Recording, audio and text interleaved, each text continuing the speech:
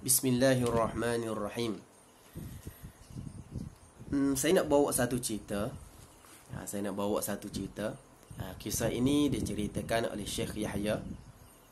Syekh Yahya daripada guru besar Al-Quran di Madinatul Munawwarah.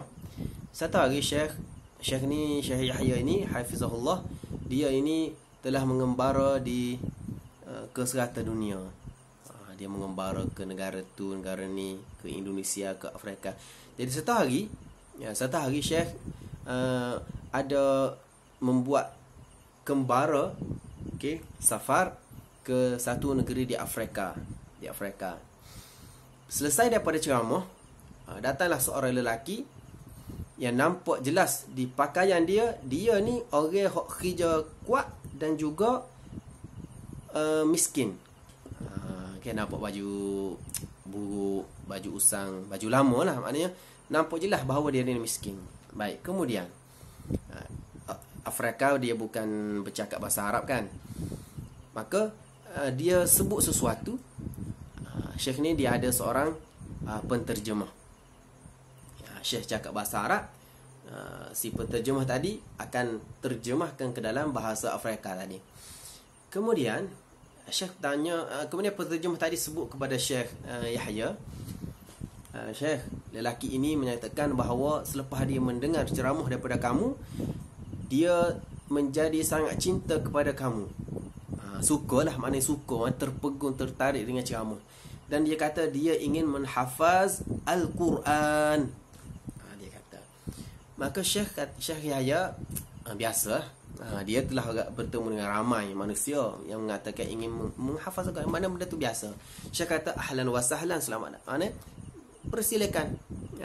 Niat tu baik dah. Okey. Maka hafallah.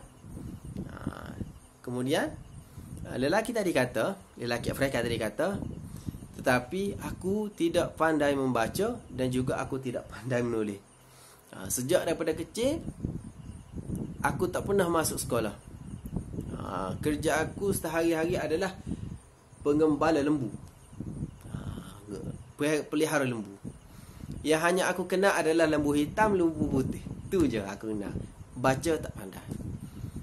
Maka Syekh Yahya kata, tak apa, macam ni, aku bawa satu hadiah. Ni ada hadiah ni, kaset.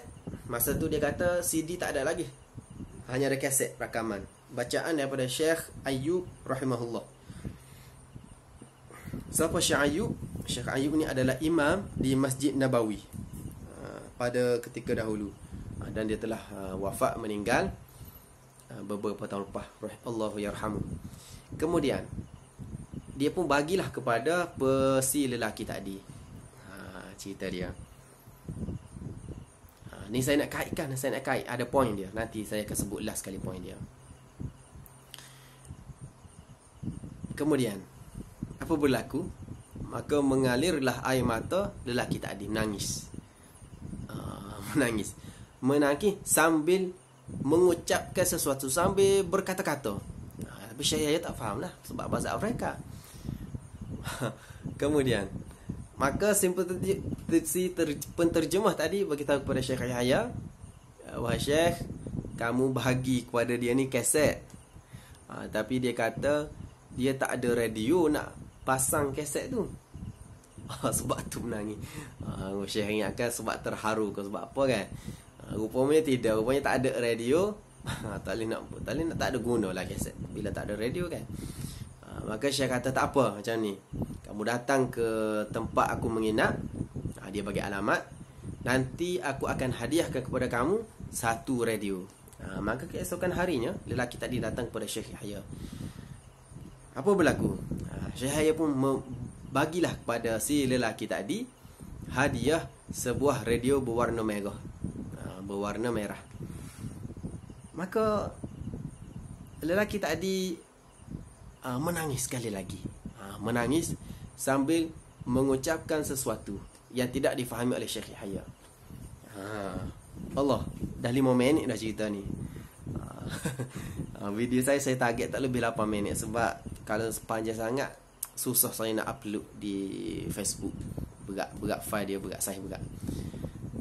Okey, tak apa, kalau tak sempat habis cerita ni kita sambung ke video lain. Baik, mana tadi?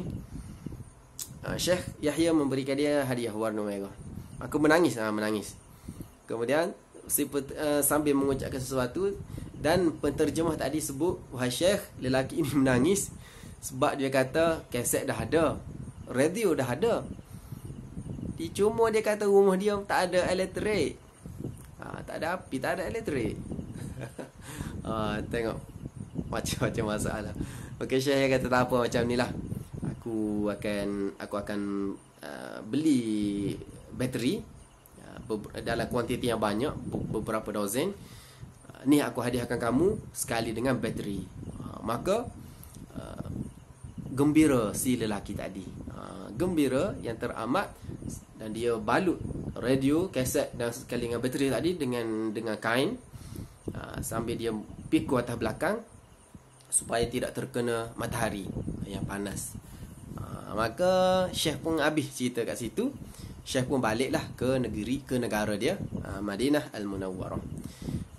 Selang beberapa tahun, beberapa ketika, dihantarkan kepada Syekh Yahya satu berita bahawa lelaki yang dia pernah tolong dahulu sudah berjaya menghafaz 30 juzuk Al-Quran. Maka Syekh Yahya pun rasa terkejut dan tertanya-tanya bagaimana cara. Maka rupa-rupanya lelaki si kulit hitam yang mengembala lembu tadi, apa yang dia buat setiap hari adalah setiap hari dia mendengarkan satu ayat Al-Quran. Okay, dia buka radio, satu ayat Al-Quran, kemudian dia cepat-cepat tutup radio, kemudian dia ulang ayat yang dia dengar tadi. Kerana nak jimat bateri, takut habis. Sebab tak ada elektrik.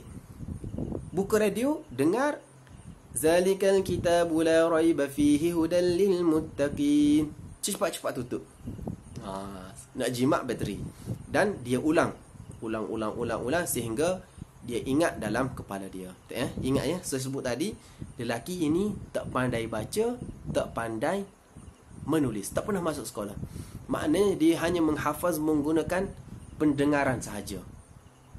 Menggunakan pendengaran. Sebab tu, okay, kepada peserta yang mengikuti kelas saya ni, walaupun anda tak lancar lagi baca, anda boleh baca dah, cuma tak lancar, sebenarnya tak ada masalah. Boleh juga nak hafaz surah Al-Mulk, tak ada masalah.